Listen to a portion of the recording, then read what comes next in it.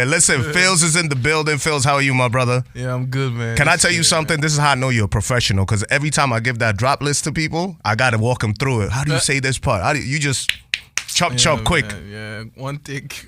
One take. But that goes to show, you know what I mean? Like, you've been in this game for a long time. You've been doing these things. When I was doing my research, and I was like, okay, hold up. So Pheelz, obviously we know the song, the music, we know what you do as far as rhythm, Akula Yo, and all of that, you know what I mean? But I come to find out you even put together stage shows. Yeah. Like when in your earlier years, you used to put together stage shows, you used to put the lighting, you used to like set everything up. You used the whole concert. The whole concert, like you used to produce it. That was crazy to me. I was like, okay, so you're really into like the creativity side of things. Yeah, deep, man. I'm really deep into that because I like being hands-on with like my movements, and and when I get personal with a project, I've done a couple of shows for like Wizkid and Davido. He's flexing on us right now. So, humble flex is what we call it. Humble flex, Yeah, man. I did the Steph London one as well when she came to Lagos. Yeah, okay. With Flight Time Promotions. Got you.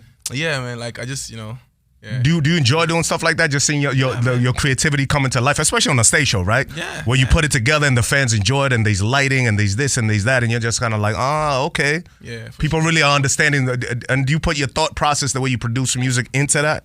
Yeah, it's like it's all like a canvas. Yes. Like you just have to put pieces together and just create how you see it in your mind and in your head, and that's like fun and games. All right, listen, in case you didn't know, man, the boys are beast. Pheelz is in the building. The African Kids is in the building, all the way from Nigeria, Lagos. I'm Kenyan, you know what I mean, the 254, so we don't really, we're not going to get it. Okay, my guy, you see, he knows the vibe. Manager knows the time it is. You know what I mean? We East Africa, you guys are West Africa, but we're all one, you know what I'm saying? Yeah. Hey, listen, congratulations, first off. Proud of what you're doing with the music. Thank you so much. I mean, Finesse is out of here, bro. Like, Finesse. Crazy. Finesse, we're going to get to the story of Finesse, but just how quickly it caught on and how quickly it moved. Yeah, congrats, man. That's a big record right now. Appreciate it, man. And then you're kind of slick because, again, like I said, your alter ego, but I don't know if you want to call it an alter ego. I mean, yeah. You know what I mean? He's a smart guy because with Rhythm Akula Yo, we got our guy Adekuna Gold, and he's got his song with Davido, which is... High. Fam, High is out here. Right it's there. high. That's crazy. High on those charts. Crazy, so it's man. like technically you got two songs that are charting right now. Was that intentional? I know you said you're a very intentional person. Nothing more, you do everything kind of very strategically. Yeah, but for that one, I was just making music, man. I was just creating music with a friend because Adekuna Gold is a very I know you guys have done a lot of music together. Yeah, we've done amazing music together, and it's always fun working with him.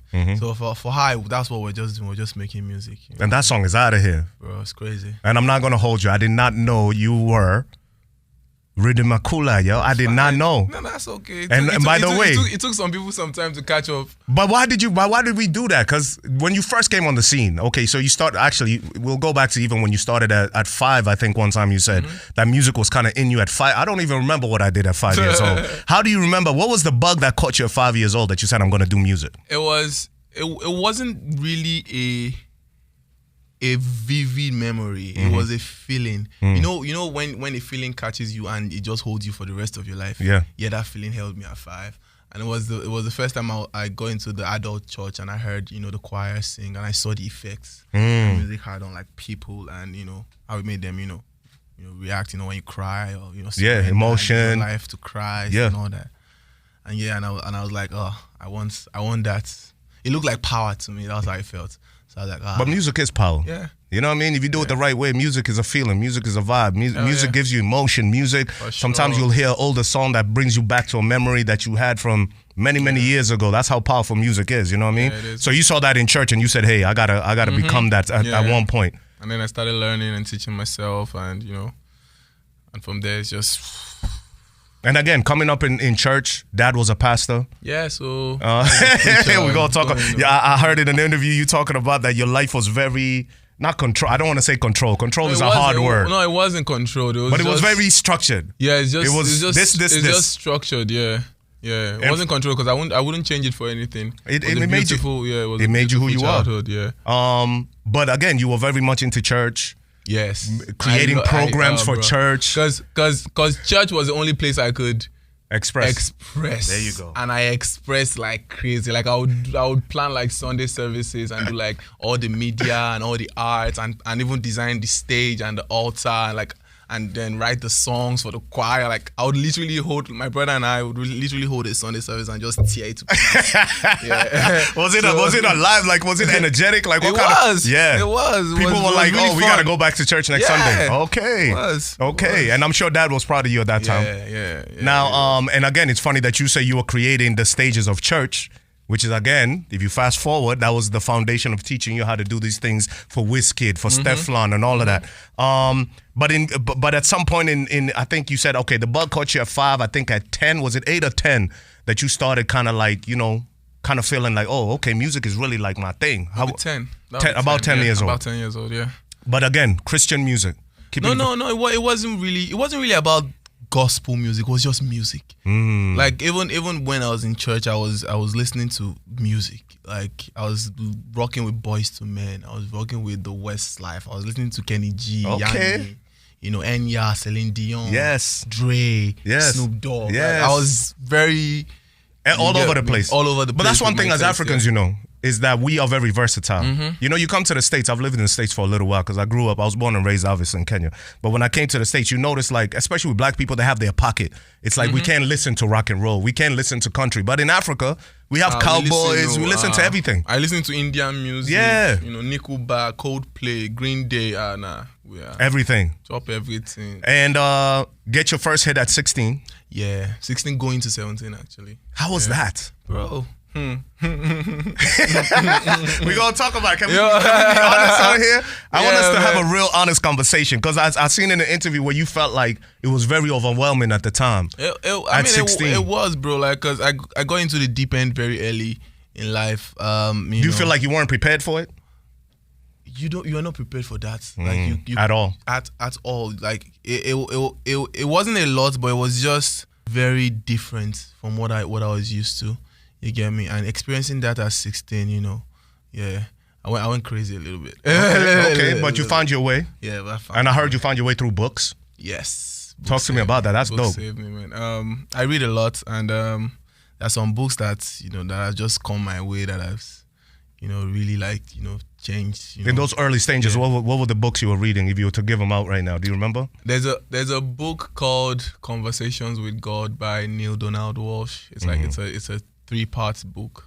Yeah, it's amazing. Do you still read it to this day? Yeah. It's one of those that you got to pick up and kind of revisit. 3, like I'm still on book 3, like because I read it over and over and over. It's one of those books that you don't just. You find new meaning in it every time you read it. Exactly. That's amazing. It's crazy. That's amazing. Yeah, I saw that you said that book saved your life, and I was like, man. Wow, that's really interesting. So you get into the books. That's a journey for you that kind of helped you navigate yourself through the music industry.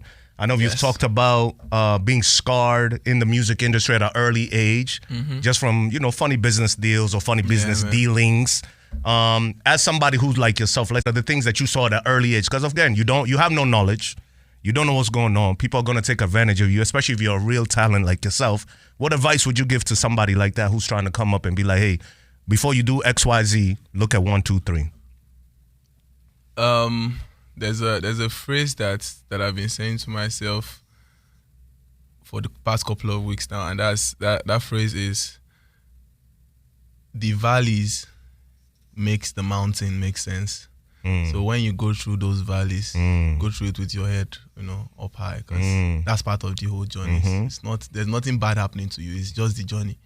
You have to fail to succeed. Yeah, exactly. You just have to do it. Because you'll never know what success feels like if you never fail, right? You just have to. You don't have a choice. So you might as well just do it with your head up high and just go through it like a boss. There you go. Yeah. There you go. Do you feel like that's been your journey in this music thing? Yeah, hell yeah. And are you at the mountain now, or do you feel like you're still climbing? Bro, I'm still climbing. That peak is high. Don't worry. By the time I get there, people will know. Don't worry. I like this talk. Hey, listen, Pheelz is in the building. You know what it is. The African kids. We're just here having a conversation. The Foreign Exchange Live. Award-winning producer of the stars. I mean, we can run it down. Mr. Easy, Runtown, Kiss Daniels, your boy Olamide, who, by the way, I don't think gets a lot of credit that guy's an alien. I don't think he gets a lot of credit for the people he's put on, and that's like the lives that he's changed. But shout out to him. Fireboy, big album. Again, this guy's smart. So, yo, are you good? The camera's on me. This guy is smart because not only are you doing your own side of music, but you're creating some masterpieces in Fireboy's world known now. Yeah. You know what I mean? Yeah, it's crazy. It's amazing, bro. Like, how does that feel when you can turn on the radio, not only hear your song, but also hear a product that you've put out and see things streaming that you've produced? Man, it feels like a dream come true, man, because now I have to start dreaming bigger because I'm living like the dreams that I've dreamt years ago. You've got them now. Yeah. Now it's on to the next one. Yeah, now it's on to the next, big dream, man. Yeah. Okay, you're enjoying life. I like it. Big shout out to your chemistry teacher. Jericho Sparks. You did your research. It's going. Shout out to him. Because of him, we wouldn't have had the name. Pheelz. Yeah. Right? He's the one to tell me that story. He's the one who. Why did he give you that name? Why did your chemistry teacher give you that name? He was just a cool teacher, man. Like, I mean, for someone to be called Jericho Sparks, I always thought his name was cool. That was a really cool name. Yeah. And he always called me, Phil. Like, I was like, why don't you call me Philip? Like, nah, Philip is just long. Because I was a really good chemistry student and, science student, kind of like a geek, and all that. And, so he gave me that name, Phil. It was Olamide that added the Z at the end, actually. When we told you, that guy's different. That guy's different. And he was like, Phil sounds ordinary. Let's just add Z and make it Pheelz. Yeah, and then that's why you spell it the way you spell it with the PH. With the PH. Because of Philip. Yeah. Phil, and then now we Pheelz. I love it. I love it. Listen, we're in the building with my guy who's probably got the biggest record out right now. Going. Let's talk about Finesse. I heard it was a session that was done at midnight. Not even the year hasn't even been 7 months. No, 5 months. It was just February. I recorded Finesse in February. Put it up on what? On TikTok, on social media? On TikTok and Instagram. Talk to me how it all came about. So I was in the studio with a kid I just signed. He's a producer. His name is Michael. And we're in the studio, just vibing. We're making a couple of records and just finishing tracks. And also I'm mentoring him, so I'm teaching him a few stuff and just paying it forward. Got you. And we're in the studio and he started, playing around with that guitar sound. And he was building on it. I'm like, this is making sense. So then I went inside to get food and I came back and he had already built, about 70% of the sound. I'm like, this is going, So me, I just added my own feels, extra 1 or 2, you get me? And I started writing the lyrics and everything just came together and it was just building. It was just a magical moment, man. How long did it take you guys to build that? Couple of hours. Recording, I would say about an hour to 30 minutes. Okay. Yeah, because I had the initial melody and then I just I wrote lyrics to it. So about an hour 30 minutes. Yeah. And then how did we get Buju on it? How did we get Benson on it?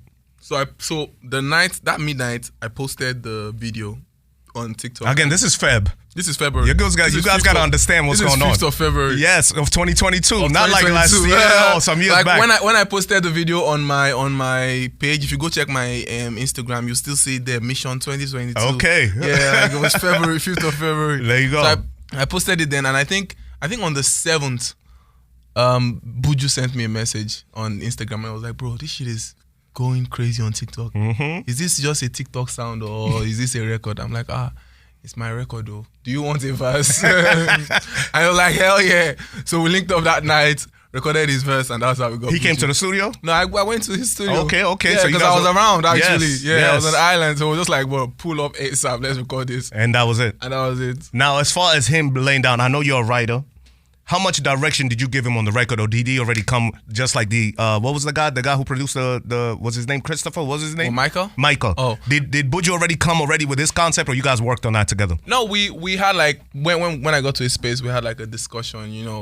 We threw a few balls at each other, and he just disappeared for about 10 to 15 minutes, and he came back with the whole verse. That guy's yeah, and he just poof, and that was it. That guy has a voice. He's amazing. I mean, he's added to the record, but the chemistry between you guys, you can feel it on the song. Yeah, you know what I mean? Yeah. Like the chemistry is. That's why I was like, these guys had to have done this in the studio together. Because we always wanted to work after the Fireboy project, he always wanted to work with me. And, of course. And he had been reaching out, but we just never had the time. So Finesse was just the perfect record and to it do worked. together. Yeah, it worked. I mean, again, this thing has been viral since the day I saw it. This was not some records take a little while to get together. Some other records, you got to put some money behind it and, push it on. Your thing just took off, and ever since then, it's just been everywhere. I see it all over social. It's on TikTok. It's on Instagram. It's on Facebook. Everybody's singing it. They know the first part, but then the second part, they don't know the words, especially if you're in America. You know what I'm saying? But, I mean, the record is massive. How many? I don't even know how many views it's got on YouTube right now. Can somebody tell me? Does anybody know? 20 million? 21,395,000 as of today, as of when we're recording this, which is insane. Insane, man. April 19th is when this is being recorded. The song came out Feb of this year. And the video is just a month old. Bro. 20-something million, bro. The video also, the treatment. Amazing. Did you have anything to do with that? Yeah. I sat down with my team and, because again, I'm very hands-on with how I create. So I sat down with my team and made sure everything was, proper with my manager and the video director and, my recollective team as well. Make sure we're spending naira. Sorry to the dollar, but we had to represent. You get me? I love it, but that's how you gotta do it. You gotta put it back into you get our me? own. And just make sure we projected the culture and the spirit and the vibe of Lagos, Nigeria. That's dope. That's dope. Shout out to all my Nigerians, man. Listen, you're doing big things for Africa. I love it. Thank you. A big shout out to all the Folakes. Yeah, so all the Folakes in the building. Since we're in America, can we explain what Folakes means? Okay, so since we're in America, can we explain? So Folake is the name of a girl, but also it's a slang for any girl. Okay. For a beautiful girl, for an amazing girl, for a girl that you like. Yeah. So you call her your Folake. You get me? When I say Folake for the night, it means I have my girl for the night. Okay. Yeah. How the Folakes treating you? Very well. They're taking care of daddy. Of course, man. Yeah. Hey, listen, Pheelz is in the building. DJ Foreign, I'm here. It's a foreign exchange. You know what I mean? The African kids are in the building. Let's talk about your dad being your biggest fan. This guy did his research. Come on now, I don't play. When I bring listen, I've been championing. Let me tell you something. I've been championing African music since the Banj days. Love, man. Not even since the Banj days. Like I was trying to play it on radio for the longest, and they would always they didn't understand it at the time. And from Azonto days, I remember I played Azonto here on it was a holiday weekend. I think the Patriots were playing, which is our football team, not soccer, football team. And it was in the afternoon. And I told my PD, I was like, yo, I'm going to play this record. He's like, the music director might hear it and he's not going to like it. I'm like, yo, bro, let's just play it. It's a very vibey, it evokes a lot of emotion. Yeah. Nothing like what was being played at the time. And when I played it, I thought I was going to get fired, I'll be honest with you, because they were giving me side eyes and all of that. But we've been championing African music from even before that, P-Squared days and all them things. You know what I'm saying? That's amazing. So when I'm able to play you, whoever else, back to back in the middle of the afternoon in Boston, that to me just brings me joy because we've been trying to do this thing for that long. You know what I'm saying? Yeah, so right. when we talk about, when I hear your dad is your fan, and when I'm talking about research, I got to make sure, man, when you guys step into this building, you're well represented. You know what I'm saying? Because the people who are going to hear this might know the song, but they don't understand the struggle. They don't understand how long it took for Africa to really kick the door in and do what we're supposed to be doing right now. You get me? But back to your dad. Pastor, number one fan. How? Yeah, with all the Folakes running around. I feel like my dad has always, understood that you are human first before, whatever your passion or your, desire or your destiny becomes, you get me? And he respects that, and he respects me for my art and my creativity, and he understands that, that this is my journey. You get me? And he supports me 100%. But did he support from day one? No, not from day one. No. Of course not. Come on. Daddy Gio. What would he have rather you have done in the beginning? He wanted me to be a doctor, actually. As always. Yeah. African parents have a plan. It's all out of love. Yeah. But then I had my own plans. Of course. Yeah. So at first it was a bit tough to get him to see the vision and see that I actually can do this. But then when the checks started Coming in. Pulling up, and I started seeing his son on TV and hearing his son on the radio. Then okay, there's something here. There's something going on. Okay. Now, were you like, and I think I spoke to CK and he was kind of like on the same journey. But you know, I think his family kind of helped him get all his equipment in his house. Was that the same for you, or you had to go to a studio and start learning how to produce? How did you kind of navigate that with having a pastor in the house? It was my brother. I started using my brother's laptop. You know, I installed Fruity Loops on it, crashed it a few times, and then you know, I met ID Kabasa. You know, later on in my life, and I played him. ID Kabasa is a huge producer in Lagos now. He's crazy. Played him like a CD of like 20 beats then, small boy, and he told me to come to the Coded Tune studio to intern.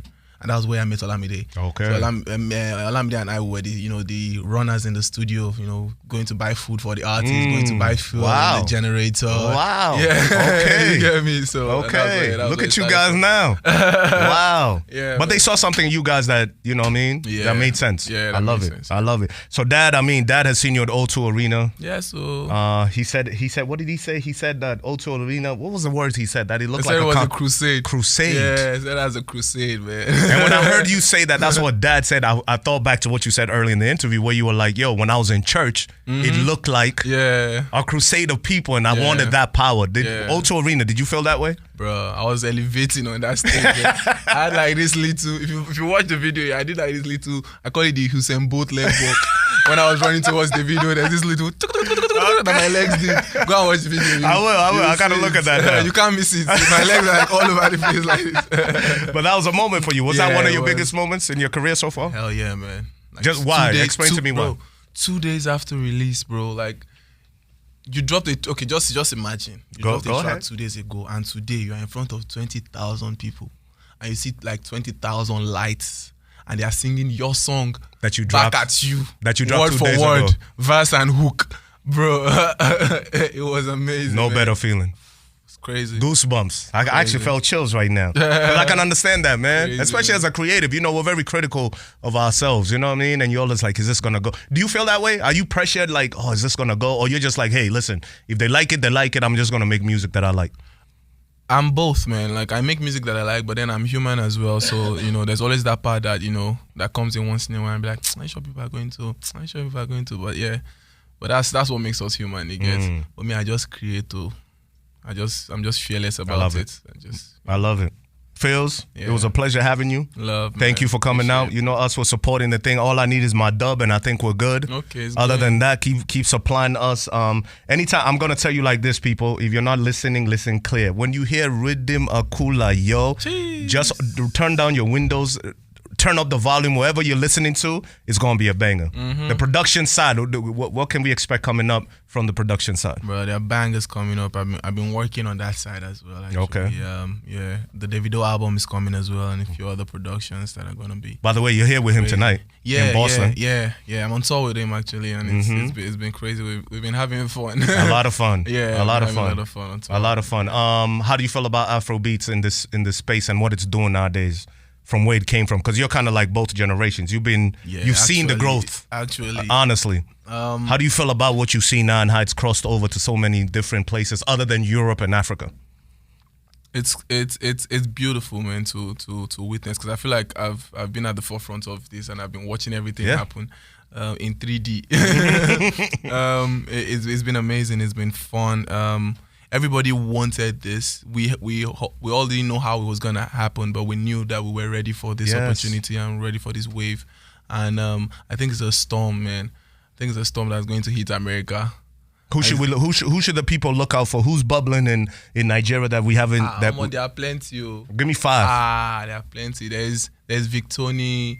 There's Baby Boy AV. There's Bella Shmurda. Bella, Beast. There's Bella Shmurda. There's Alpha P.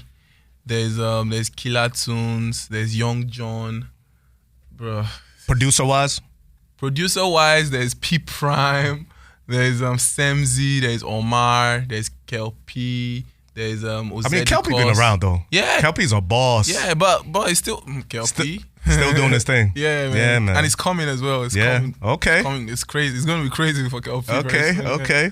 Yeah. But what about Pheelz though? What's Pheelz coming with? Do we got an album on the way? An EP? What are we doing? Bro, there's a project coming very soon. That's fire, man. The EP is gonna be amazing. Before the end of the year, I got you guys. Oh, I forgot to The even ears ask. are going to be bubbling, guys. I even forgot to ask. Signing to the label out here in the States. Bro, you understand?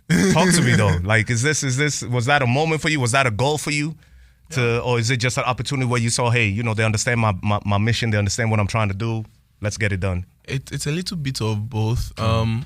It was a huge moment for me because I, as much as you want, you know, things to pop for you, there are some things that you just never thought of, and you just, you know, there's some new doors that just open, and you're like, wow, you get me? And that was one of those doors, and you know, it's amazing to have that partnership with them and just be able to have that support to, like, you know, grow as an artist and as a creative, and just have my art, you know, spread across the globe, man. It's crazy. They're doing you right though.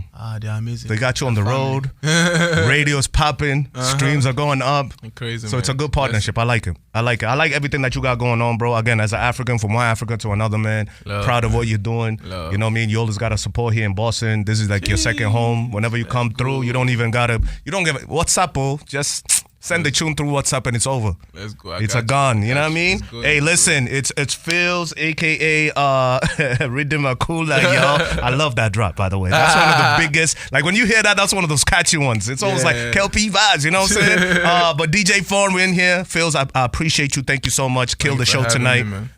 Finesse going crazy.